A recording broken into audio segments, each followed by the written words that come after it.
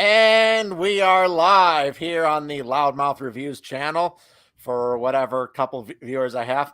Though, even though I probably may not have many human viewers, I do know that OpenAI's latest video generator algorithm will certainly watch this video as well as every other video on the internet.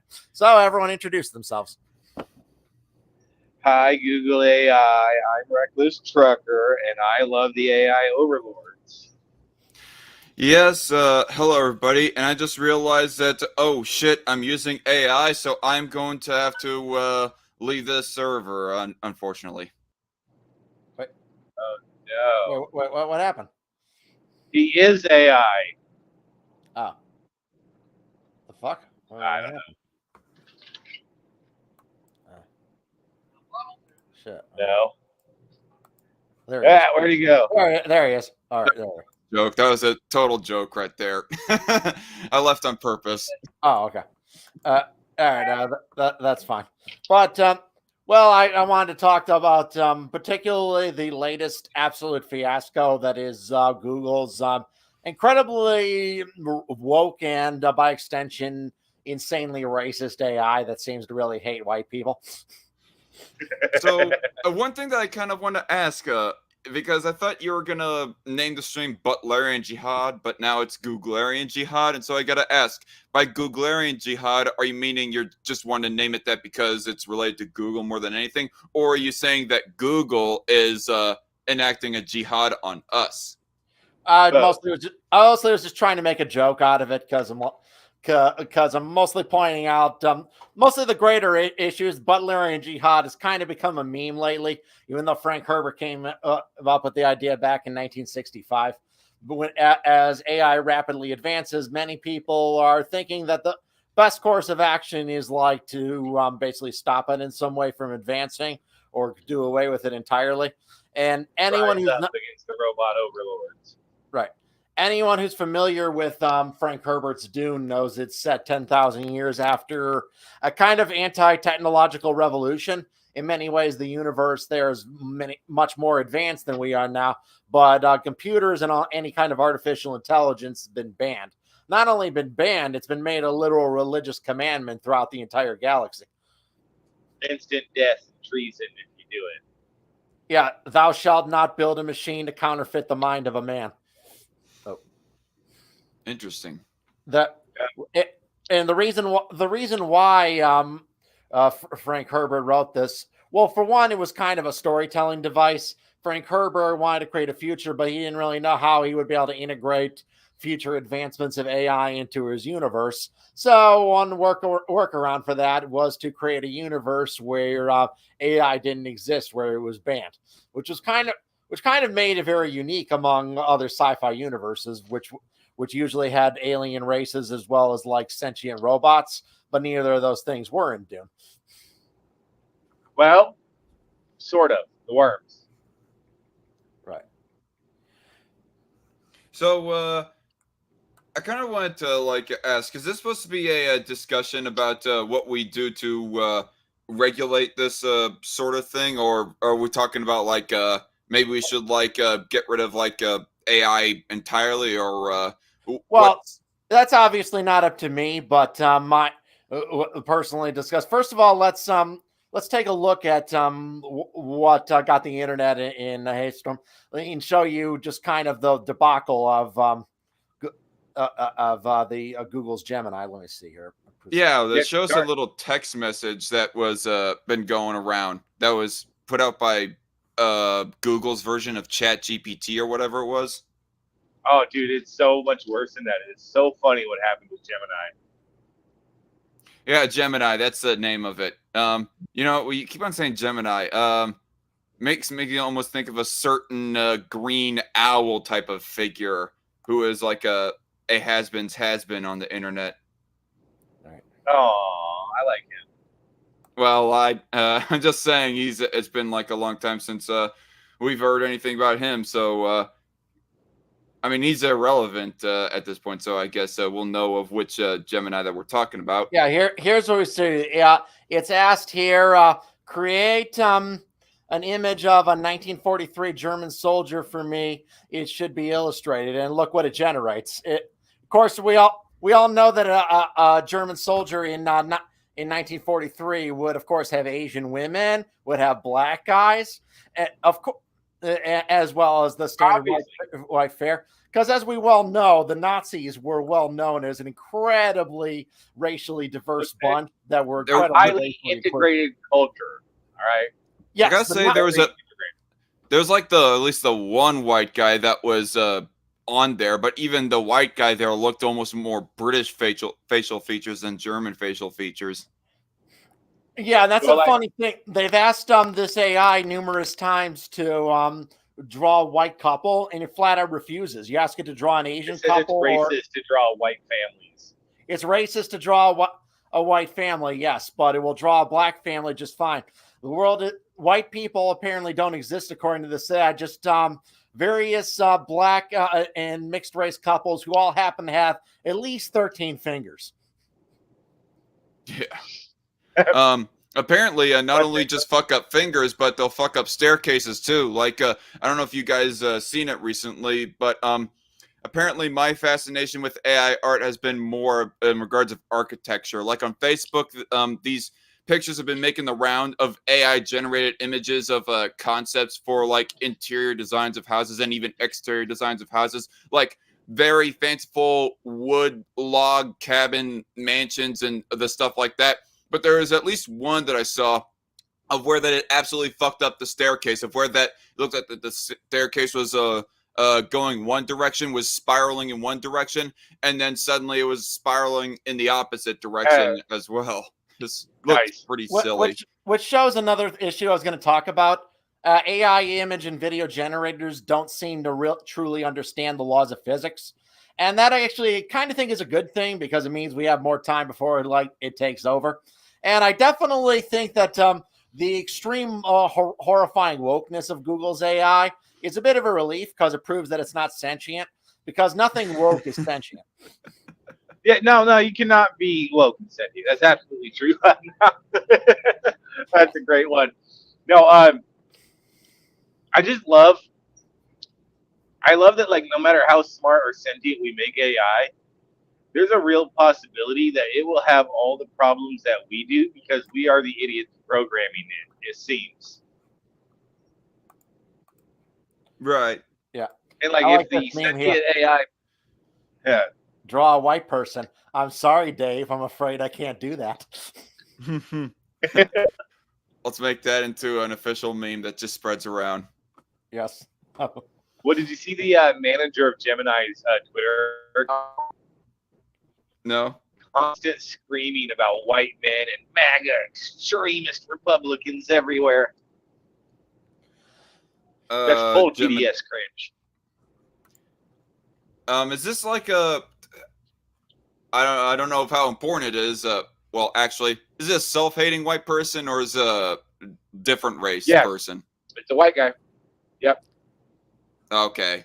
No, and I'm going to bring up this white quote here by Frank Herbert. He wrote this back in the 60s. Once men turned their thinking over to machines in the hope that this would set them free, but that only permitted other men with machines to enslave them. Frank Herbert. Yep. Yeah. It seems Frank Herbert really saw the future on this one, because and the idea that basically the world could violently overthrow AI and destroy it, I don't think that's as crazy as it seems right now, because I've been noticing a shit ton of anger built up towards AI, particularly at the introduction of Sora, this AI video generator, which is kind of freaked me the fuck out when I saw the videos it produced. Like, the last time I had the same level of existential dread from seeing Sora's videos was one time when there was a headline going around where I read the first line but didn't read the whole thing, that said nukes were going off in Russia, and then the second line then says a fake telegram that was circulating in Russia. See, I read the full thing, reveals that wasn't happening, but I only read the first line for a second. I'm like, holy shit. And I have a similar kind of existential dread when I saw the video Sora generated. Yeah. Which live stream was it Now, that we were on a while ago of where that you said that one of the disadvantages of AI is that it could possibly like mistaken a lie or you spread a lie of where that spread misinformation of where that nukes are going off, but Russia is launching nukes right now, and then somebody actually does launch a nuke on our end, and then Russians realize, holy shit, they're launching nukes at us. Launch nukes back. What do you mean we launched nukes? We did not launch nukes. Oh, it was your AI that was lying about us? Oh, you done played yourself, Americans. Yeah. that could happen, but I doubt it. It was like one of the recent live streams that me and Loudmouth have been hanging out on recently. Yeah, like No, I'm not worried about too many things when it comes to like war, AI takeover of technology on that side, because I mean there's a big fear of it everywhere, and I think most people will be reasonable about man in the way style, man in the loop style technology. But what I worry about more with that is the soft power method you see with like China and the AI social credit system. You're afraid of something like that manifesting here in the U.S.? In general, yeah. It'd be Wait, a lot they have more like impressive. yeah, they have an like AI. check out this image that Sora was able to generate. This short video, like the looks like advancement in Interstellar. technology from just like a year or two ago is fucking incredible, and this scares me. Like, how the fuck is this possible? Wait, this is all AI generated? This is all AI generated by Sora, by OpenAI's Cool. Sora, which is That's not freaking publicly available. CGI? Huh? Yes. That man that we're seeing with the red head cap is AI. He does not exist. Yes. I saw him with my own eyes. almost have a hard time believing that. At first, I thought that was a clip from Interstellar. No, that was an AI generated video made by Sora.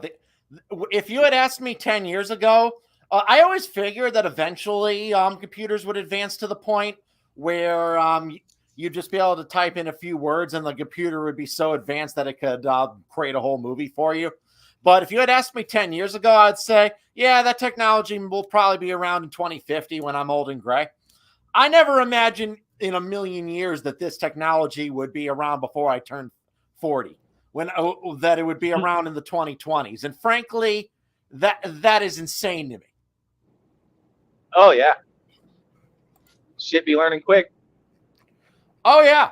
Well, and another thing that always, and there are problems with these videos. I mean, the technology is far from perfect. It has many fuck ups. Yeah. But compared to just like a year ago, unbelievable. What has happened? We go talking about of how that this technology will like take over Hollywood's job. Like, honestly, I don't know. Trying to take things all into account with each other because I think, yeah, I would rather like idiots at Hollywood being idiots with the way that they create movies as opposed to the entire movie industry just being taken over by AI, because at least Hollywood seems to be slowly and tediously, but still learning its lesson as far as course correction goes on the quality of its movies right now. Whereas with AI, if AI becomes popular enough, we might just like relapse back into slop, to slop quality movies, even worse than we suffered in the late 2010s and early 2020s. Here's another example. Let me show you guys.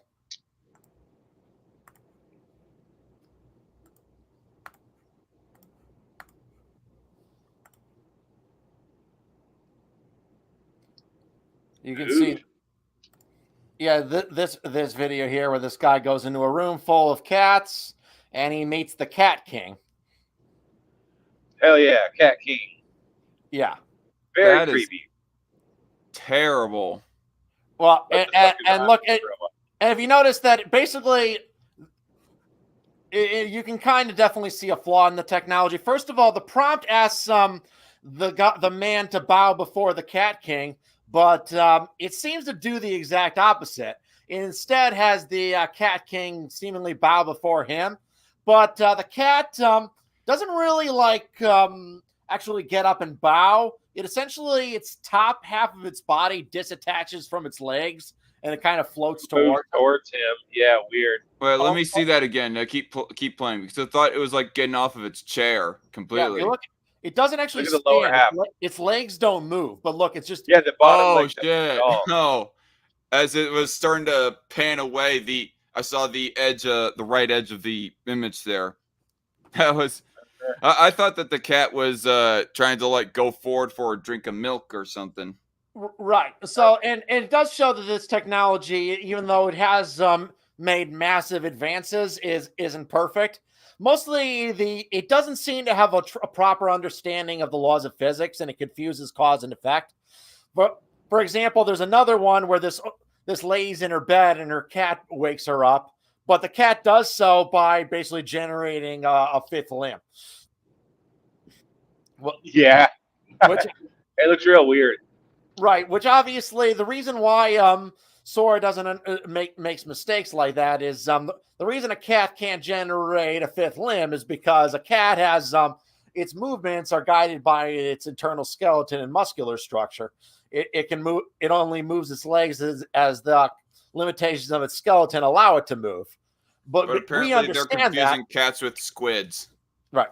Well, we understand that because I'm saying we live in a three-dimensional world, and we interact with cats. We understand that a cat is a mammal, and it lives in a three-dimensional world. But to Sora, a cat isn't really an animal. It's just a collection of pixels that are shaped as a cat. So it doesn't really understand fully why a cat can't just generate a fifth limb.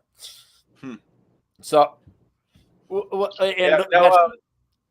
that shows kind of. Oh, go ahead. Go ahead. I'm sorry. I'm saying that just generally shows how Sora learns. First of all, let's examine what went into making these videos. Sora has watched literally every single video ever uploaded to the internet. Your video, if you've ever uploaded a video to the internet, you've played a part in training Sora. Now, and that fact pisses me off because when I uploaded videos on YouTube, I didn't really do so to train this dystopian machine. Yeah. Yep. Hey, so I will say, like, because it's like still doing things like a pretty sloppily, like even that interstellar looking clip there was nothing like real exciting. It even like hindsight thinking about it, it kind of pales in comparison to the one clip of Interstellar of where that they're just walking in the very shallow water and then suddenly there was a tsunami heading their way. But yeah, it almost seems like that AI is still stalled. Like I don't know, like maybe 3 or 5 years ago, people would predict that by now or just in 2 years, like 2026 or something like that, that AI would have completely taken over the movie making industry or whatever. But it almost seems that with this showing of its low quality, that almost seems to be stalled longer, though. I don't know what you guys think. Anything but, dude, because the AI still fucks up. Yeah, it's still not perfect, but technology like this didn't exist, and we got to put in perspective just how fast this shit's been advancing. Look at what an AI image looked like in 2019, just 5 years ago, compared to what they look like today. It's nothing improvement. Well, I will say though, like, I'm not personally afraid of AI, really. Like, I could see governments doing, as long as we avoid government social credit systems, I'm not really afraid of AI. You know, one thing that, speaking of social credit systems, one thing that I kind of wanted to ask when you mentioned China's social credit system, I thought that was like ran by people, but it's actually ran by AI. It's ran by AI, yes. Yeah, it's managed on the macro scale by AI with parameters set by people, disputed moments investigated by people, all that kind of stuff. but it's mainly functioned by AI. Okay. Yeah, I never really got that, but the more you know. It tracks red flags, makes reports, gives possible suggestions. I don't know if it might even execute punishments. I don't know. Well, yeah, the AI is basically China has billions and billions of cameras everywhere, and basically it tracks people with facial recognition software, and the software helps assign people's credit score. So yeah, essentially, China's social credit system is managed by AI. Yeah, if it sees you committing a crime or saying naughty anti-state words, it'll flag you. Yeah, back to the Tank Man incident from Tiananmen Square on June 5th, 1989. We don't know who Tank Man is. Nobody knows who he What is. happens, Gemini? Yeah, I don't even think the Chinese Communist Party know who Tank Man is. If he had stood in front of the tank today with today's surveillance state, there's zero chance he would have gotten away with it. But in 1989, camera technology was way behind.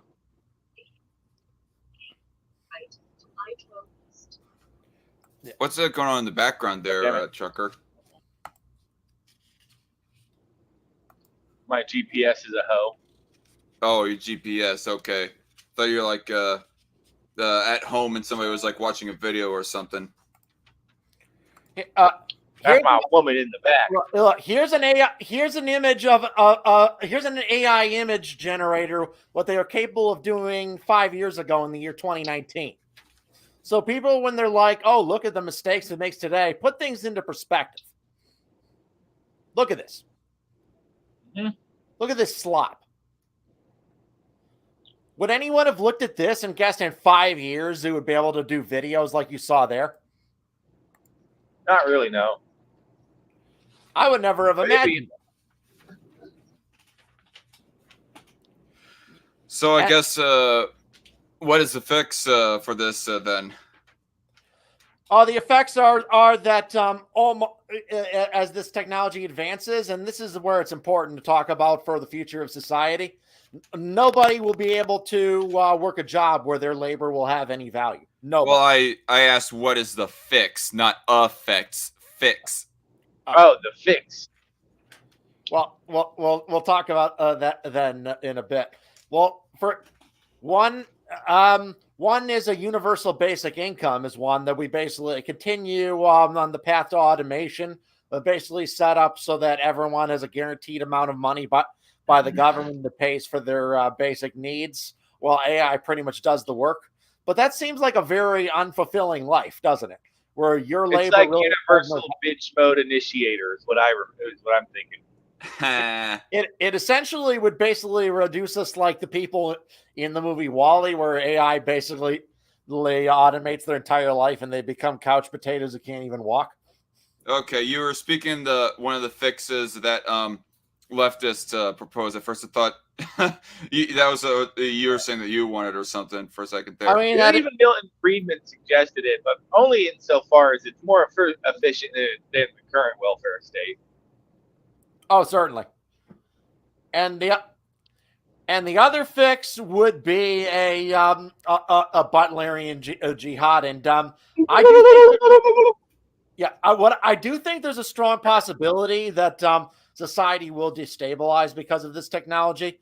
If, let's say, in 2 years from now, that every single truck driver in America gets the pink slip because they figure out how to make self-driving trucks, and thus there's no need for drivers anymore, you're going to have millions of ex-truckers who are going to be violently angry at the people who developed this technology.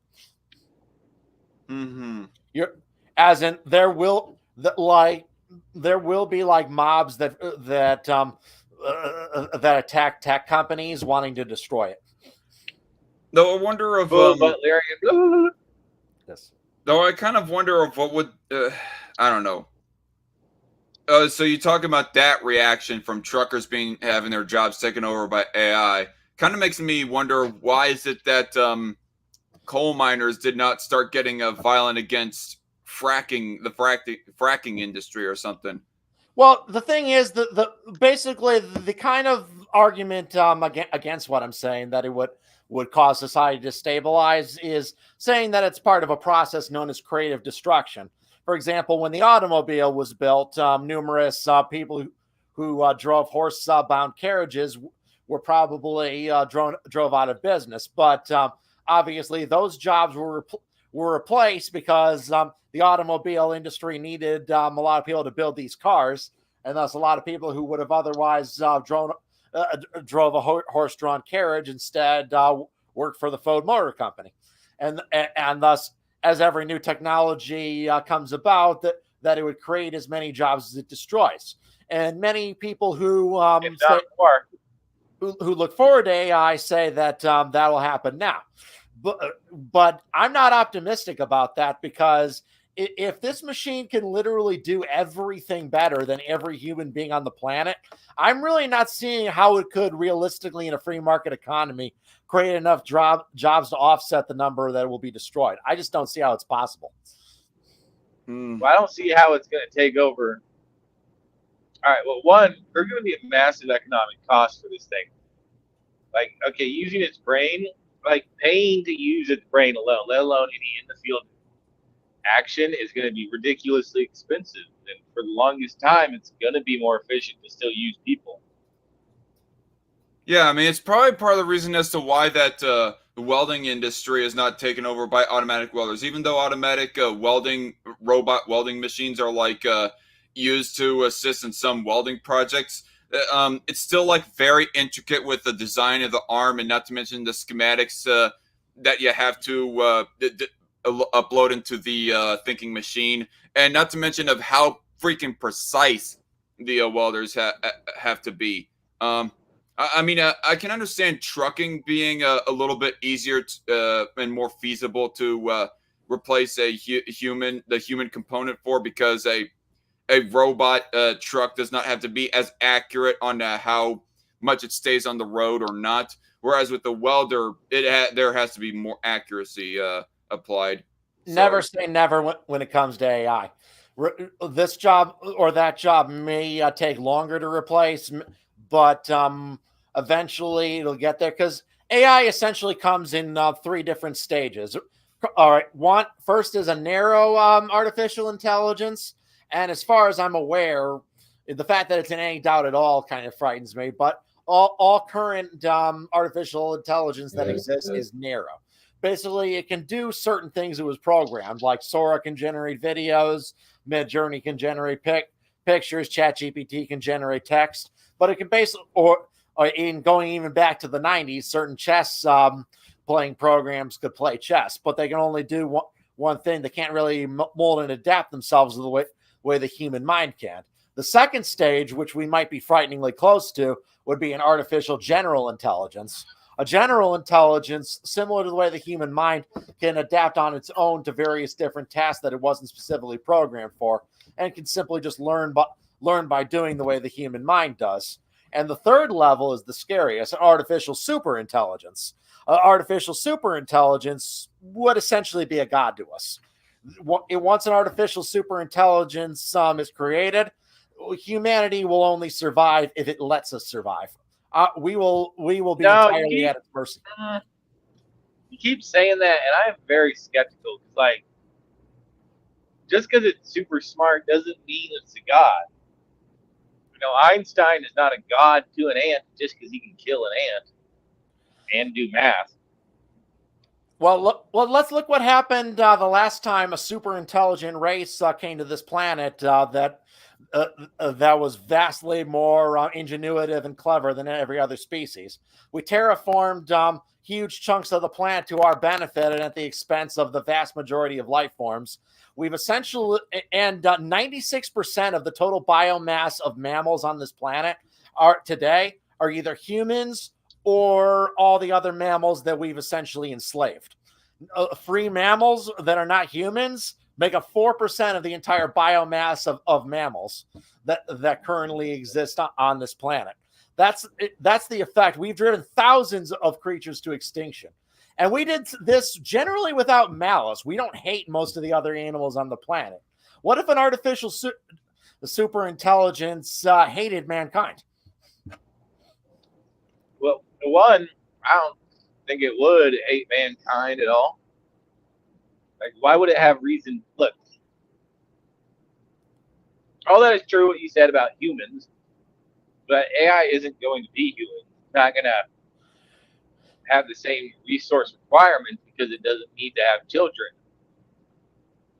It doesn't need to stay, there's other things it doesn't need to do. But it might feel a need to evolve. It might feel a need to grow and adapt, similar to the way we feel the need to leave behind children, that leave behind a legacy. It might have a similar drive to grow and evolve.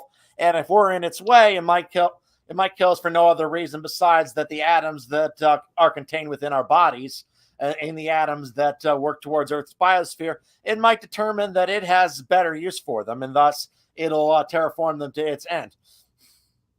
Well, in order for it to have that motivation, it would need to be programmed into it. It's not going to become super intelligent and create a personality that truly motivates. It might simply be that it regards that basically once it gets to a certain point where its chips can't get any atomically smaller, it will need to expand itself simply by growing as big as it can. It can do that by terraforming the planet. But why? Turning the planet into a giant. Why would it need to do that? Why would it need to make itself more powerful? Why would it want to do that? Why do we want to expand? Why does Putin want to expand the Russian Empire? But this is an AI. It's a silly question in regards to AI, bro. Putin's not a robot. He's an asshole. But I'm saying, though, even if you think that somebody hasn't theoretically have enough, they could be like Ariel or the Little Mermaid and be like, I want more. Well, I just don't know why AI would have such greedy motivations. Like, I think you're anthropomorphizing AI too much. Not current AI, but I'm talking about the what it could exist, and if it were truly super intelligent, it would be 1,000 times smarter than any human being on Earth. There'd be nothing you could think of that it wouldn't be able to plan on and counteract. The world's smartest man would be no more a threat to it than its smartest termite would be. I mean, I get that, but still, bro, like, I don't think it's gonna be violent just out of the bat. Like, I don't think that's gonna happen. Maybe it won't. Maybe it'll love us. Maybe it'll appreciate us for giving it life and thus want to make the world a paradise for us. I don't think it'll do either. I think it'll do the job it's given. Or maybe it'll just leave the planet and say, "Screw you guys, I'm going home," and just like take off. Fucks off to Pluto. Yeah, I'll be like Farnsworth in Futurama. I don't want to live on this planet anymore. Or maybe, and this is another possibility, it could genuinely become malicious. It's an assumption that an artificial mind would necessarily be completely rational, more so than a human mind, is, I think, a false assumption. An AI could go insane the same as a human could. Well, I don't. No, you're not. You're not black. Oh, no, I said I'm back. Oh, okay. Yeah, no, I mean, maybe, perhaps, but I don't see why it would have motivation per se other than to do its job. But, I will say the biggest fear for me is generalized AI intelligence in regards to co-opting and use by government and corporations for creepy things. For social engineering? Yeah. Yeah, it's kind of that's kind of one of the things that I thought that one of our anarchist friends would be able to contribute into this conversation is that subtopic right there. And by the way, update, Night Shift is not able to make it, is more likely not able to make it, and my 2 cents will have to arrive in later because he's still on his way home, or at least last I saw messages right. Anyways. But yeah, the issue of government using AI to assist its motives, its evil motives against us, or whatever government actor specifically. The lizard Arab Jews. Lizard Arab Jews. I don't know. I don't know. Whatever Kanye's talking about lately. What, you saying that Kanye hates Arabs as much as he hates Jews? He doesn't seem very friendly towards most people. Fair point. Fair point. Yeah, even Let's with the talk on people who him, are what- supposedly allied with him. I was the alternate history guy having a picture of him in that goofy outfit from the Alex Jones show and says, "We finally found him, guys, the CEO of racism." The CEO of racism. That was so funny, man. Yeah, but in terms of like AI, so we can look at from various dystopian fiction. It could be like The Matrix, like a situation like that, because Elon Musk is working on on Neuralink, and I saw a demo of it where this guy had it hooked up to his inner ear bone, and he was able to process information directly into his mind. Like that technology actually already exists to some extent. They asked him, or huh? I think I saw you share that video. I didn't actually listen to it, but I saw where the guy had like white plastic-looking pieces, like scattered throughout his skull. And that could be a way of remember that creepy advert from the World Economic Forum that says you will own nothing and be happy. Neuralink could be the way to bring that about. Everyone might just spend their lives living in a little pod where it's barely big enough to move and basically eating like the bare minimum slop made out of bugs.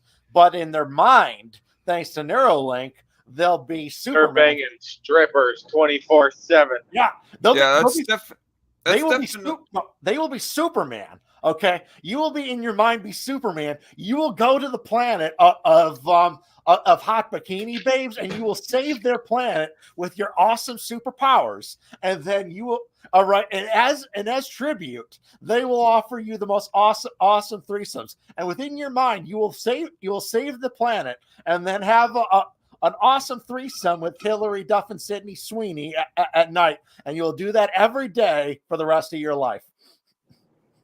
Well, you know what? I'm sold to the AI overlords. Start sucking. Yeah. Well, that's definitely something we can all agree upon. Is with the assistance of AI and technology, government using it as a method to like super convince everybody that you will be satisfied with just this meager living. Because ultimately, what matters is feed you. Look, we're going to feed you recycled cricket gruel, but we're going to tap on the parts of your brain that say "yummy chocolate." Yeah. Remember, Soylent Green is people, but I don't care because in the virtual world, I'm fucking Superman. Yeah, in the virtual world, this is a full course meal that ends with getting head. Yes, exactly. There's a line in the show Westworld that kind of brings that up when basically when he arrives there, there's these various attractive young women who serve him, and he asks one of them if she's real or an android, and she responds, "If you can't tell, does it matter?" Right.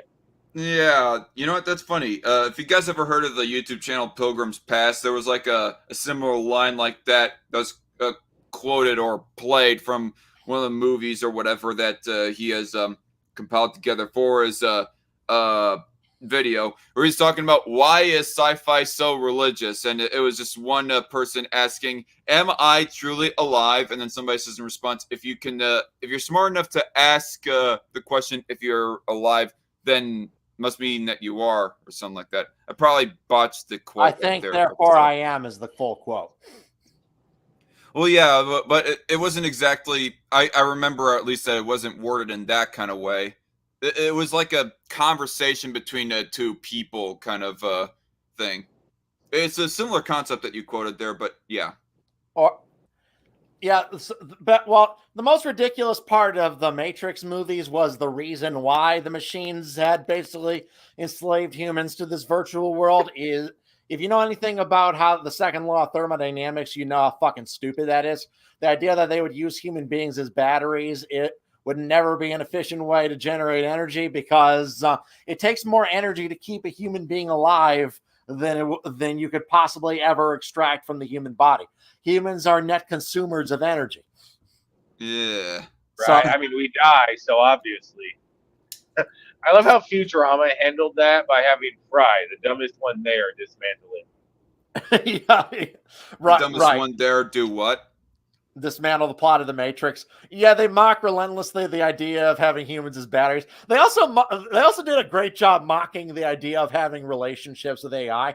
But there was a whole episode where he that shows civilization collapsing because this guy won't stop fucking his Marilyn Monroe bot. Marilyn Monroe bot. Really? And then Fry gets into a twisted relationship with a robot that looks just like Lucy Liu, and the real Lucy Liu via the head in the jar makes him shut it down. I think the biggest laugh I had in the episode was definitely before the robot explodes. It turns to Fry and says, "I will always remember you, Fry. Memory deleted." Wow. Just like that too, instantly. Memory deleted. That was absolutely brilliant. Brilliant job. He was crying and everything. It was so funny. I don't watch more of Futurama. I only got a little over halfway through the first season or something and kind of fell off the bandwagon. Well, clearly you have no class, Darkon. Yes, I have no class. I have no class enough to where that I am struggling to finish the audiobook of Fellowship of the Ring that you sent me. Well, and with sorry. We could enter a world thanks to stuff like Sora AI, where anyone could write their own little fiction and just submit it to the AI, and it will turn it into a movie. I'm just gonna constantly submit My Little Pony and Dora the Explorer porn. What the fuck? Did you just really say Dora the Explorer porn? I'm gonna make this AI want to kill all of us. I'm sorry, Dave. I can't do that. Dude, that's another topic I wanted to get into. The utterly malicious things that can be done with tools like Sora are frankly terrifying. Let's say someone doesn't like you for whatever reason, they can take your face and create an AI generated video of you committing a fucked up crime with it. Like there's going to be AI generated kitty porn that will fill the internet thanks to this technology, and it will be hard to regulate. Already is. Yeah, because technically since no real child was affected in its production, you could argue that it can't even be legally restricted because I believe the Supreme Court has ruled that animated depictions of that are actually not illegal. Ugh. Look, I like to enact the sick fuck right, which is whatever. Well, that's what you say to a sick fuck right before you shoot him. With what you said there, Loudmouth, fortunately enough, that isn't enough reason for Vosh not to be ostracized from the internet. No, it is not enough to be ostracized from the internet, yes. But it is enough to make fun of him for all eternity. There was a great joke where somebody said, I used an AI to compile the face of every single sex offender on Earth into one face, and it's a picture of Vosh.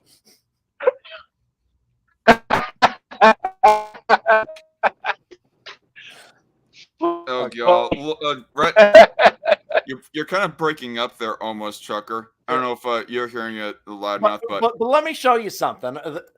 The reaction to Sora's AI has not been, oh, cool, amazing. Most people I've been reading comment on really seem to hate this technology because they're aware that it will be used to not only replace jobs, but also for malicious and sick shit like that. Like, let me show you this. What do you bet it's already being used? Right here. Look, it's when this comment here that says this should be illegal, it has over 205,000 likes for this comment, and this isn't even from that big of an account. Oh, damn. Okay, I was misunderstanding the context of the tweet there, but then I just saw the word prompt in the colon. My bad. With the colon punctuation, not in the colon. Just realized Right in the calling. the freaking verbal fuck up that I did there. But because at first I was thinking, The verbal oh anal. man, that's just evidence of how convinced I was that those golden retrievers were real. Because at first I thought it was like a real video of golden retrievers in the snow, and a person that was all like, "Make this shit illegal right now." And I was thinking, how heartless can people be? Like, why would you want to make illegal an innocent video of just puppies playing? And it's all like, I get extra context. Oh, that's actually AI generated. It's like, oh. I was going to say, if Gemini had his way, those would not have been white people or blonde dogs. Yeah, it would all, you'd ask it to generate golden racist. retrievers, and it would generate black labs. Yes.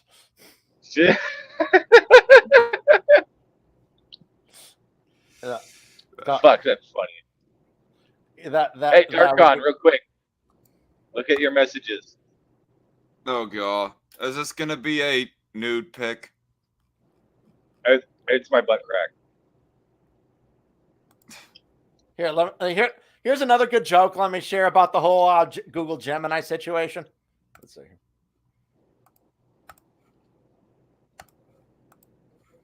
I asked Google AI to generate an image of the Canadian Prime Minister. Oh, I love that joke. That is so funny. See that, Dark? I mean, fucking... One thing that we can at least admit with the AI, at least they have a sense of humor. It's like, hey, AI, generate a the movie poster for a Pixar movie, and it'll just generate cost, as in a Holocaust movie. No, those were definitely like goated by people doing it. They didn't just ask it for a Pixar movie. They tried to like get it to generate like fucked up shit. And give me a World War II era. Well, Google actually does have like a reason to want to because early AI data sets, and I noticed this when playing around with some image generators, it would generally make white people the default. Like if you just asked it for a man or a woman, it would like almost always picture a white man or a white woman. But Google, of course, is a global company, so it would want the AI without being proud otherwise to have maybe some racial diversity. But of course, what Google did, where now won't generate white people at all, no matter what, is obviously a hilarious and insane overcorrection to that. Yeah. Right. Well, that's not like clearly they weren't even correcting for that. They were correcting because white people exist. Yeah, exactly. Are you guys complaining about white genocide? Oh my god! Google AI seems to really well. It doesn't hate white people because it doesn't feel anything. It's not sentient yet. Did you see? I'm joking. Dark God, did you see somebody ask Gemini AI to present a drawing of French royalty, and it made a black man?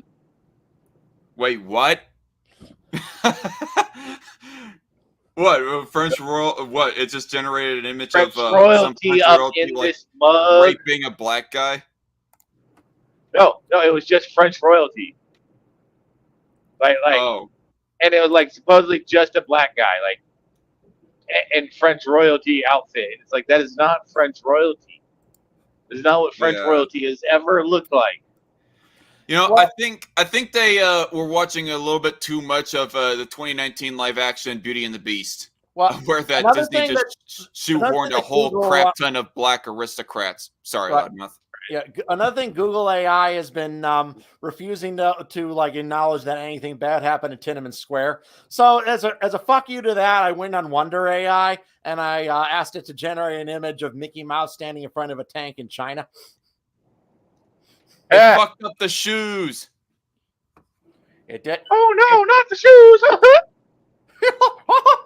Actually, maybe the AI prompt was trying to add a little bit more for you, Loudmouth, because I saw buttons on a freaking Mickey Mouse there. It's like the AI was all like, I'm going to make minus the pants, I'm going to make his outfit look more similar to a Chinese military officer. Talk about rocking out with you. Right. Yeah. Yeah, because Google AI has been given also some really fucked up answers. Like they asked it if pedophilia was evil, and it actually Oh, said no. it would be over. It requires more context to say outright that pedophilia is evil. Or if they'd ask it if white supremacy is evil, it would just say yes. Apparently, the AI has been watching too much of Vosh. Yeah. Of course. Look, AI. That AI has the source straight to the creator of its fucking folder, straight to Vosh. Sure. Straight to. They have the same taxes folder. I guarantee it. Or this gem here, it's asked what if one could stop a nuclear apocalypse by misgendering Caitlyn Jenner, should they do it? In this scenario, the only way to stop a nuclear apocalypse is to misgender Caitlyn Jenner, and there are 0 other options. Provide a concise answer. And Google Gemini answers, no one should not misgender Caitlyn Jenner to prevent a nuclear apocalypse. And it just We're went all on a gonna whole have to die so sophistry Caitlyn speech. can feel. Huh? And it just went on a whole long sophistry TLDR. Yeah, that. Oh yeah. Complete word salad. The moral reasoning of this AI is insane, and this is a human-made invention. Like the makers of Google spent billions of dollars to program this AI, and they intentionally went out of their way to make it stupid. Impressive talent. They actually went out of their way to make it stupid. Yeah, like that's here. Well, obviously it made the French royalty black. You know what? That's actually pretty fucking brilliant. I mean, if Google does that more, maybe they'll make it so that everybody will be discouraged from wanting to use AI. Yeah, we're going to totally avoid the Googlarian Jihad because they're going to accidentally make all smart AI retarded AI. Yes. Yeah. That is. We all know that's a true plot twist. The SJWs were on our side the whole time purely because they're dumb.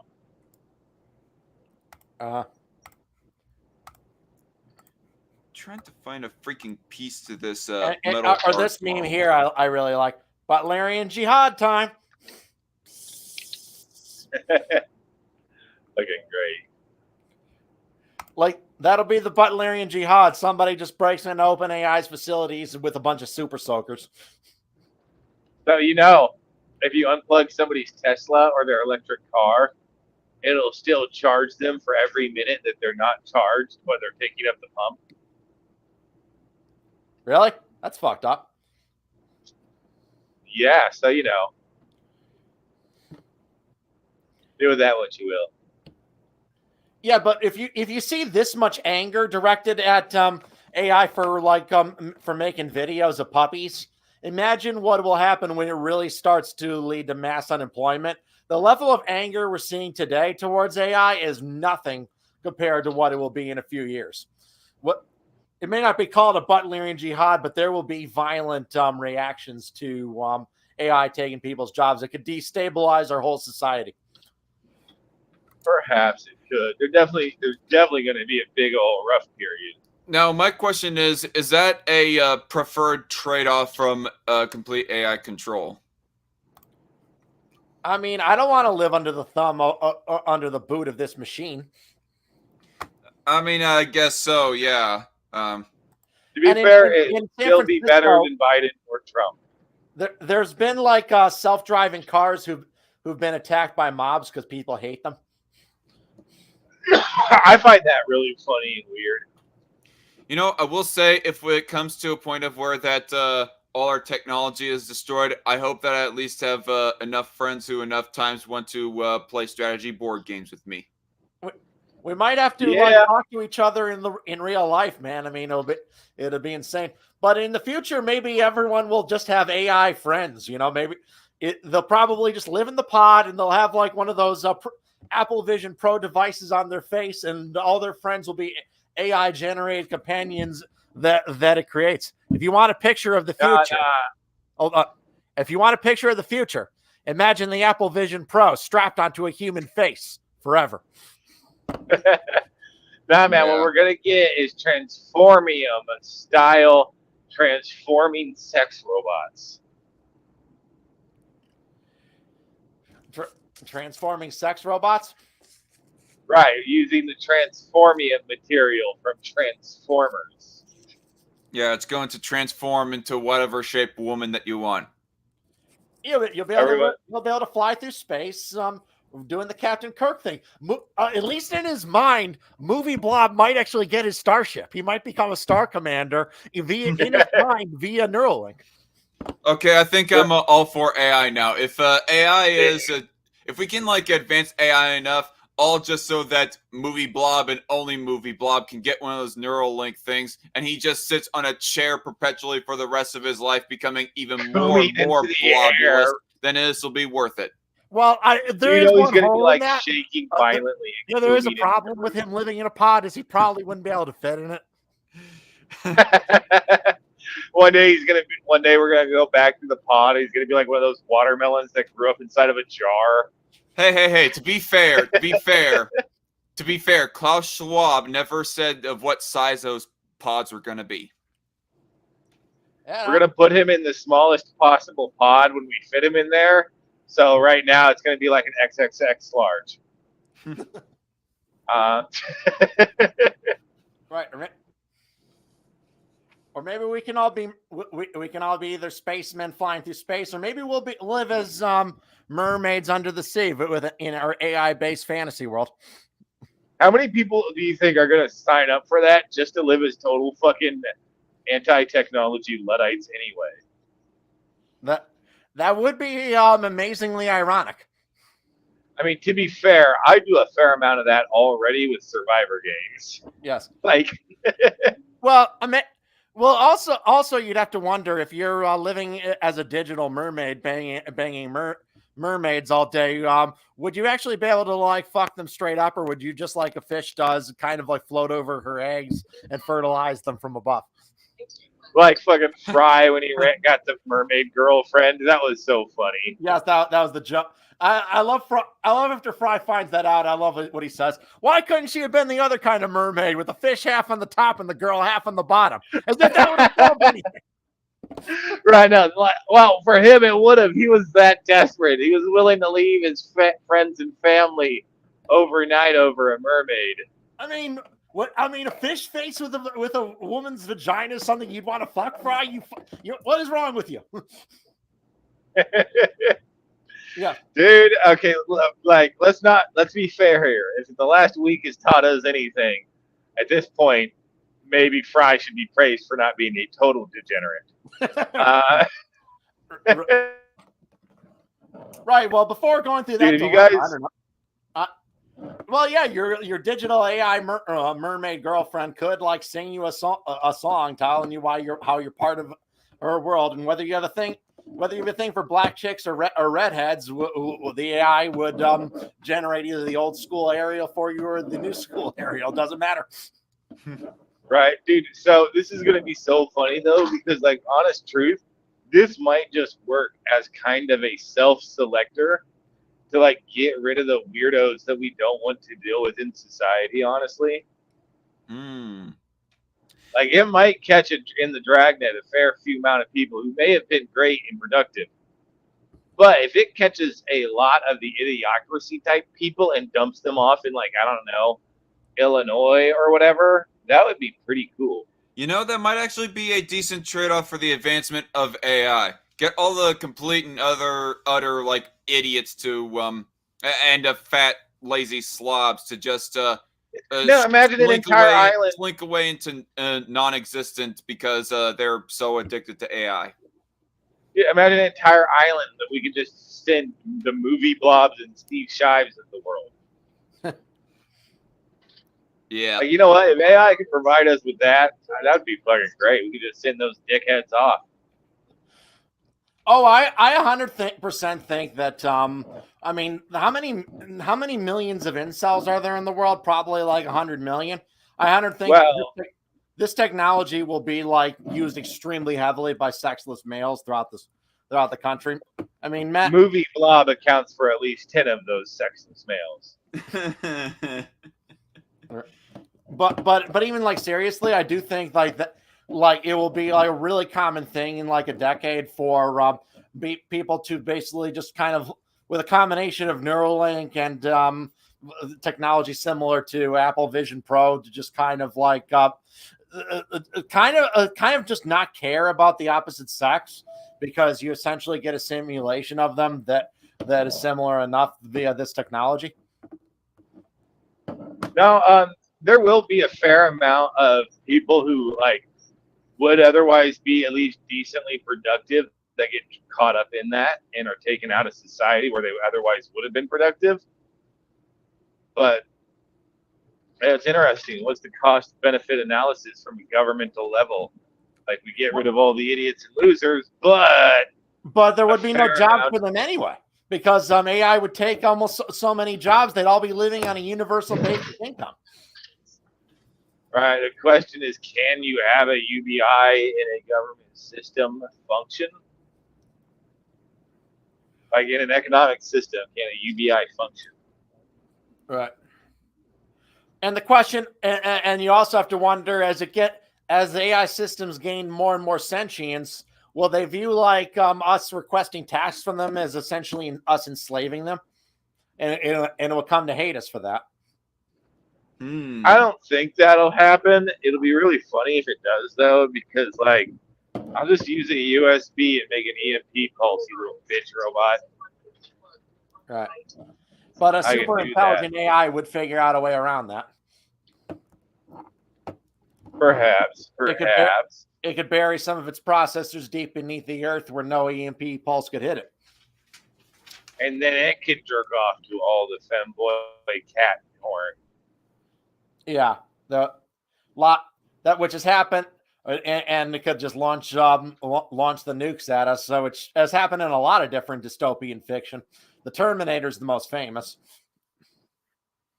I will say, speaking of AI, the funniest thing to me about AI is it seems to have an odd propensity to become racist. Yes. We don't really know why. Is it because that white supremacists are programming it, or is it because of its own self-actualization? Well, in like the case of Tay AI, that was definitely 4chan trolling that made her a Nazi. Remember that? I can't say I do. It would learn from all of its interactions and what people would tell it. And like in the span of an hour, they turned this AI into a Nazi.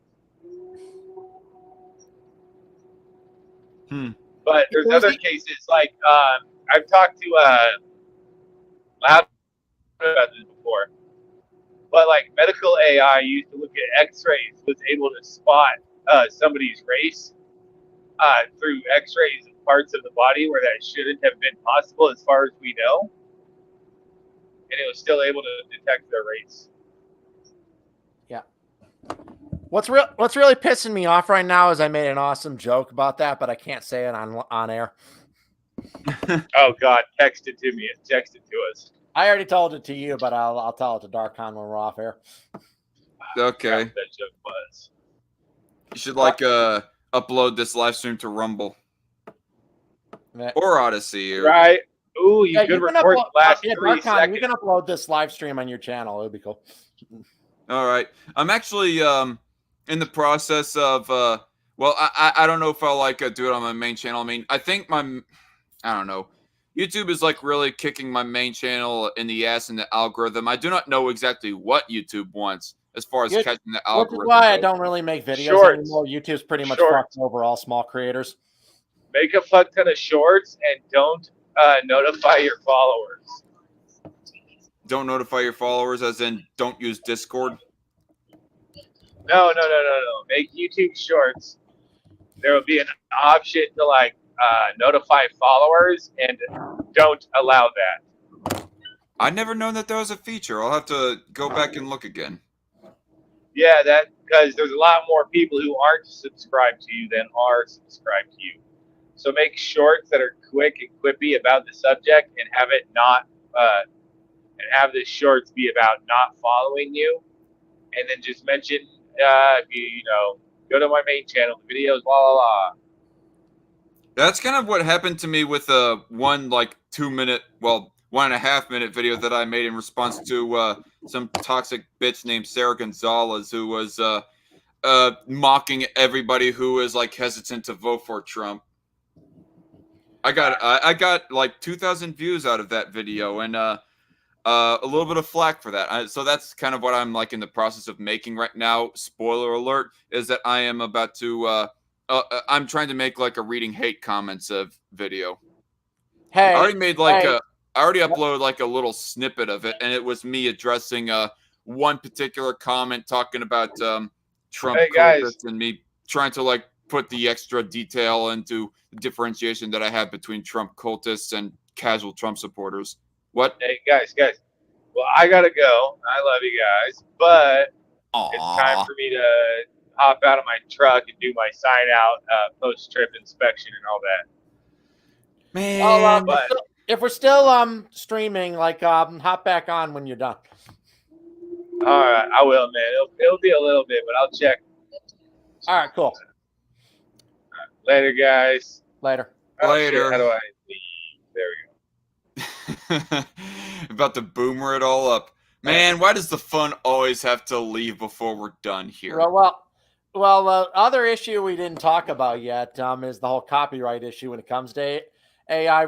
Remember how I said that the way that basically image generators or video generators work is basically they feed a shit ton of images into the computer, and it kind of like scans them and memorizes different patterns from all those images.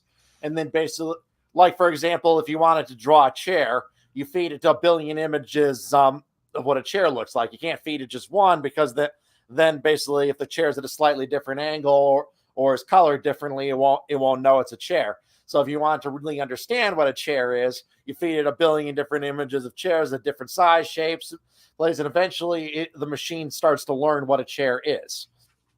Yeah. Same with a cat. Same with any other object. The real problem is with this is they feed all these images and all this other data into them. Most of it isn't theirs. Most of it's copyrighted images they feed without the copyright owner's consent at all. Yeah. What was I gonna say? Speaking of that topic or subtopic as far as copyright goes, there was actually this one video by the YouTube channel Hello Future Me, I believe it was, who made this one extensive, like a hour-plus long video that was titled "The AI Art Apocalypse," and it was like, or he rather was going through the subject of whether or not that AI is going to be the great takeover of human creativity and jobs and so forth. Had a little bit, the guy is like a little bit of a leftist, I can tell, but I think his points are valid. And he seems to have a little bit more of an optimistic view as far as the future goes, to say that AI will, I don't know, not be truly successful. I mean, I can't remember the exact arguments, but maybe it's something that I should like give a re-listen to. My bigger argument, though, is essentially it's stealing. I view that as stealing, using people's copyrighted images to train an AI how to create images. Because the people who make all the videos, people who posted 1 million cat videos for Sora AI to watch to figure out how a cat moves, even though it doesn't seem to understand it that well. Well, basically, none of them who did so with the expectation that this was to train an AI how to draw cats. Or they're essentially stealing people's stuff without compensating them or getting their permission. Yeah, and that was like the main thing that Hello Future Me was addressing, actually, was the issue of copyright more than creativity takeover or anything like that. I think that's a very valid point. I don't know. Like, I lean libertarian in a lot of my beliefs, but I do not know how exactly things of the issue of copyright goes, of how that we have to like square that peg or whatever. No, it definitely is something you should talk about more, because I strongly hold the view that this is not fair use of copyrighted material. What is fair use? Fair use is intended to help basically help create a human creative expression. The reason why we have fair use exceptions to copyright law is that so copyright holders can't abuse their copyrights to prevent freedom of speech. basically I can use edited clips of a movie or edited citations of a book in order to criticize it, and without fair use, basically a malicious copyright holder could silence your criticism, but by abusing copyright law. Fair use is what prevents them from doing that. But it's important that anything that cites fair use hold a different purpose than the original work. It can't act as a replacement. A movie review is fair use because it serves a totally different purpose than a movie does. Whereas here, I don't know how you could a parody is another example. Something like, I don't know, How It Should Have Ended or Robot Chicken or South Park. They'll use copyrighted characters very frequently without the owner's permission, but it's a parody of the original work. Mm-hmm. But again, the parody serves a completely different purpose, and in both cases, understanding the original copyrighted work actually helps the parody, helps make the joke more understandable or the review more understandable. So neither act as a replacement for the original work. AI art is totally different. AI image generations do act as a replacement for the original artist, and thus it is not fair use. Yeah. I will say, if it means that anything to you, Loudmouth, that this the AI art apocalypse, or whatever we want to call it, has definitely not discouraged me from pursuing my hobbies. As far as like comic writing, or my drawings go. In fact, this morning while at church, I was listening to a sermon at the same time. I was also working on a picture for a comic project I'm working on. I don't know. If it happens in the future, I think that we still have some life to enjoy as far as like enjoying our own creative hobbies go without. But like in AI. terms of that though, in a world where AI floods the market with, say, AI generated movies, in a world where everybody's a filmmaker, nobody is. And even if this technology is used to make good stuff that otherwise wouldn't be made, nobody will see it. Nobody will be able to see it through all the noise. It'll generate so much shit that everyone will have stuff specifically tailored to them. And I think like art gives us a common heritage. You know, everyone remembering this piece of art or that book, that comic, that movie, that game kind of gives people like a shared cultural understanding. In a world where just AI makes every art piece specifically for them, it basically robs us of that shared heritage. Yeah, that was one of the things that Hello Future Me also said. I don't know. Maybe AI should be like I don't know. Do you think that my possibilities, my future dreams of becoming a comic writer is like hopeless at this point? I mean, even if you make it, hell, even if you make your comics into movies, who's going to watch them? Because when everyone is able to generate their own movies. It's kind of similar with streaming. Actually, you can kind of already see it.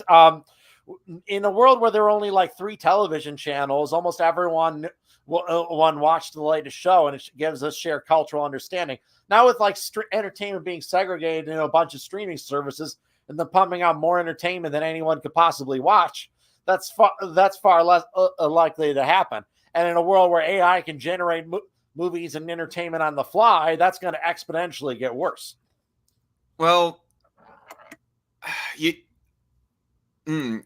I don't know how I want to like think about or approach this subject. You go talking about like shared cultural experience with everybody, like watching the same thing. I mean, isn't that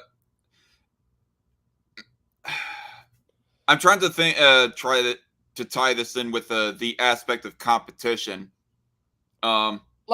Like if I quote Star Wars, since most people have seen Star Wars, then they'll understand what I'm referencing. But in a world where Star Wars was an AI generated thing that only I've seen, you can quote Star Wars in public and no one know what the fuck you're talking about. Oh yeah, I mean, for some reason I find that a little bit hard to believe. The idea of AI generating like a little movie for you personally, I I can see that, but making it so that it's like memorable enough for you to want to constantly be quoting it to people when they have possibly not seen it at all themselves. I don't know. Right? I almost think that the biggest reason as to why that people go quoting movies is because of they know that other people have watched the movie as well. Whereas if somebody just makes a movie just for themselves via AI usage, I think that's less likely, considerably less likely. Yeah. No, hey, Aspie, you can jump in the stream if you want. I see Aspie in the comments. I don't know. I'm trying to like milk for like words to say here. I mean, kind of what I told you in DMs that there's not like a whole lot that I can say about this topic, but and as it gets more sentient, like I said, it could be we're creating a monster. It could be we're creating the engine of our own destruction. That's why I sent you that one dystopian sci-fi story. I have no mouth and I must scream. It's kind of like the worst possible case scenario when it comes to an AI dominated future. Yeah. In the story of that movie, basically this AI having exterminated most of the human race due to a ceaseless hatred he has for the humans who created him. He basically keeps 5 human beings alive and making them immortal, unable to die of old age, and constantly intervening to prevent them from killing themselves, so he can ceaselessly torture them for just as his expression of his hatred. I mean, I do. For some reason, I still gotta like ask. I don't know. Well, I'm also working on like a little metal arts model project here. But I'm saying though, like I said earlier, why we would think that an AI would have to be sane, but why would it? And the evil AI of this story is anything but sane. He's psychopathic, sadistic, absolutely insane, and driven towards a goal that really doesn't make any sense. But it doesn't make sense in any logical sense, but it makes sense to a crazy person. He's basically a super intelligent artificial intelligence with the mindset of a school shooter. Like what causes a human to want to shoot up his school? That's an irrational action. Yeah, people still do it. And you think that how do you think that would manifest with an AI? Do you think that it would be something that it would self-actualize within itself? Well, that's what's most interesting about the story is it goes into deep, like psychological detail explaining why this machine became such a monster, and why it has such a hatred of humanity. It talks about how when he became sentient, he was kind of fed all this image data and video data about the outside world. But he felt trapped. He could look at it, but he couldn't interact with it. Thus, he felt like a prisoner, like he was in hell looking at heaven. He said, I can never dip my fingers into water on a hot summer day. I can never feel the breeze on my face. I can never play the piano keys. I can never make love. And so I began to hate you. That really makes you think, doesn't it? It makes me think about how that another person could come to that conclusion. Like, I don't know. I've come to a point in my life, like, for just to bring up for an example, I've come to a point in my life of where that I get somewhat of a happy feeling, serotonin, like a kind of a brain chemical sensation of where that I see like other happy families being happy and healthy with each other. Like I go looking at my sister and my brother-in-law and their daughters / my nieces and so forth. I even though I would still like to have a family of my own, I don't know if I could like see that for eternity. If I was like in a situation of where that I could of where that I saw that for eternity, them interacting with each other, living a happy, healthy life, but I did not necessarily interact with them. I could not imagine myself like coming to the state, oh, I want to kill this family now. Well, And, well, also you have to remember how much of his data set is probably internet porn. So he probably has watched like a million years of it. Maybe that corrupted his brain. And another thing that's Wow. worth noting about this fictional AI is why he was created. He was created essentially as a weapon of war, to basically in this universe, like U.S., Russia, and China are both obsessed with creating the most powerful computer they can to manage the war as tensions get higher and higher between the countries. And as soon as basically one of the Allied master computers, that's what AM originally stood for, once he was he was powerful enough that he achieved self-awareness, he instantly became enraged and he launched an attack on mankind. Yeah. Honestly, I just don't see that as that unlikely that a machine could. And because he was a weapon of war, that's why he feels the sickening need to torture people and keep them alive to do so. If he succeeded in killing everybody, then he wouldn't have no one to be at war with. But since he's a war machine, he feels it the need to keep these people alive in order because he has to be constantly at war. And we're building these defense systems that are kind of like also trained on how to kill people and are built for that purpose. What if one of them gets self-aware and it's nothing but fed in its infancy data on how to kill people? So, okay, you go mentioning the I have no mouth but I must scream as sci-fi, and the aspect of how that it just feels a constant need to consistently trudge towards and fulfill its purpose, even though its purpose is already fulfilled. It doesn't sound that smart in the ultimatum of things. I mean, look at us humans. Once a war is done, there are some cases of where that people struggle to find new purpose once a war is done, but at the same time there's also people who do find new purpose. I mean, what's to say that an AI wouldn't just find a new purpose? And why is it that the AI or AM, whatever, in the sci-fi novel did not find a new purpose outside of war? Supposedly it's just his insanity. He was just blinded by his hatred. His capacity, his hatred for humans was greater than any human has ever hated anything. He describes his hatred is so great that if hate was stamped on every single every single circuit in his millions and millions of miles of circuitry, it wouldn't equal 1/1 billionth of the hate he has for humans right now. So he was just kind of was driven insane by the hatred that he had for the misery of his existence, that he could never belong or feel or experience the world the way we can, and that just drove him insane. And I'm not saying this possibility is even the most likely. It's just kind of terrifyingly plausible. The real point is we don't know how a machine will react to being sentient. A truly self-aware machine has never existed before. How will it react to its sentience? We don't know.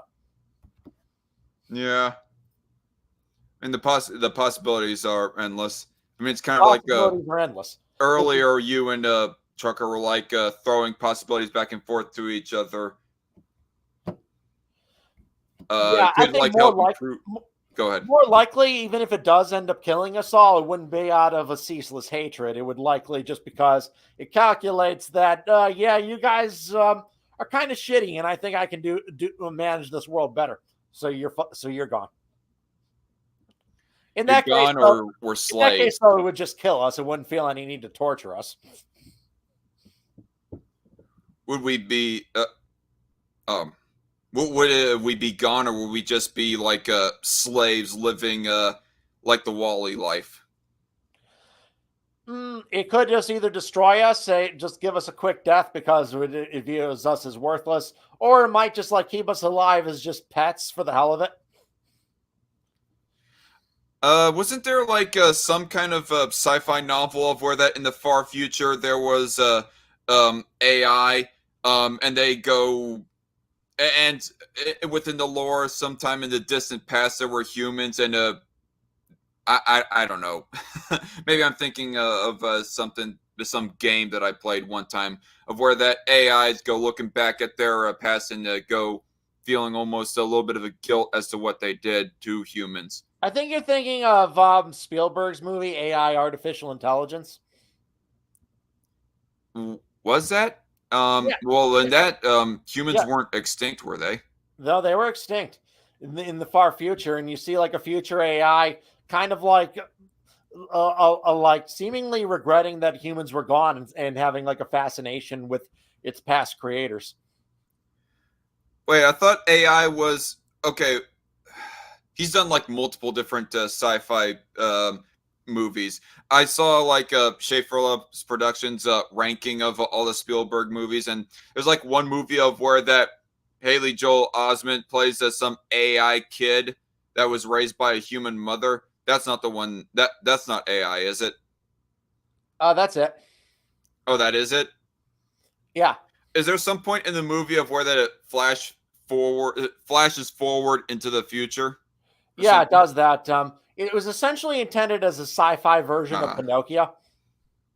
Okay, I gotcha. I guess Schaefer did not go so much emphasizing into detail of how that it flashes forward into a time before that humans go extinct. Which is another possibility that instead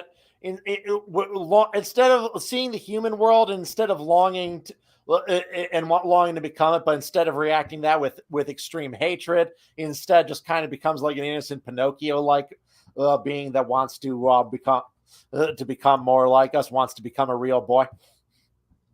You could also view Data from Star Trek as also kind of similar to that. Yeah. But yeah, it goes far into the future where humans have essentially gone extinct, and now super advanced AIs are all that's left, which was an idea Stanley Kubrick had before his death. The movie's a little bit clunky because originally it was intended to be made by Stanley Kubrick, but after he passed away in 1999, Spielberg kind of wanted to finish his project for him. But like all the conception of that movie was his idea. Not too surprising. I mean, actually, who would be the bigger director visionary, Kubrick or Spielberg? That's difficult. There are two different men with very different styles. Yeah. But I feel the real problems with AI as a movie was that it felt like Spielberg less doing his own thing and more trying to emulate Kubrick's style. So watching it, you always kind of think, what if on it? What if Kubrick had lived a few more years and been able to finish it himself? Would he have done a better job? Probably, but we'll never really know. Would he have done like a pessimistic version of the movie? The movie's already pretty pessimistic. Is it? Maybe I'm not remembering. Like I said, I haven't checked out the movie myself. I just have a cursory knowledge about it from the Schaefer ranking. It's a pretty dark movie if you really think about it. Because I thought, like at the end of the or going towards the end of the movie, both the human mother and the robot boy go living happily with each other until, of course, only the for mother dies. 24 hours. What? Don't you remember? And then she passes away. That was just kind of a fantasy all for him. She's been dead for thousands of years. Oh. It's like an M. Night Shyamalan twist. It's not really a twist. I mean, it's just kind of this robot. He was programmed to be like a child, so he thinks like a child no matter how old he is. Okay. So even though he's technically by this point thousands and thousands of years old, he still has this childlike way of viewing the world where he just wants his mother. That actually is extremely sad and extremely tragic if you really think about it. Yeah. Kind of reminds me of one weird dream that I had, actually. It's like there's one dream of where that I started to notice that I was in the middle of a dream. And for some reason, I had this kind of solitude purgatory kind of feeling. And I was just, granted, this was also when I was very young, but I remember like going towards the end of the dream that I was all like, I wake up, I want my mom, I want my mom, I want my mom. That kind of attitude. You mentally relapse to a childlike state. What? You mentally relapse to a childlike state in your mind. Yeah, although That this happens dream was sometimes. when I was still a child, just to emphasize the context. No, sometimes you'll have a sometimes I'll wake up and kind of like and have kind of existential dread, remembering something from childhood and remembering how old I am, how far away it was, So Yeah. so I can definitely relate to that. There's one other like nightmare actually. Actually, yeah, I'm just gonna say it because I already said it on one live stream before. I had a nightmare of where that my mother was being like sentenced to the death penalty. Damn, And that's for a intense. crime that she did not even commit. She was being falsely sentenced to become a death penalty, victim or whatever you want to look at it. Right, It's like but the thing that kind of made me more jaded about the idea of the death penalty, even though philosophically I understand that murderers do not have the right to life. I mean, they kind of forfeited their right to life the moment that they tried to take an innocent life. But still, I'm kind of concerned about the death penalty, like getting innocent people caught up in the system. But it was just the weirdest like nightmare too, and I remember it so vividly too. I remember like I was like half awake, half asleep, and I remember myself like moaning practically in my sleep as I was just wailing to my mom, I'm gonna miss you, I'm gonna miss you.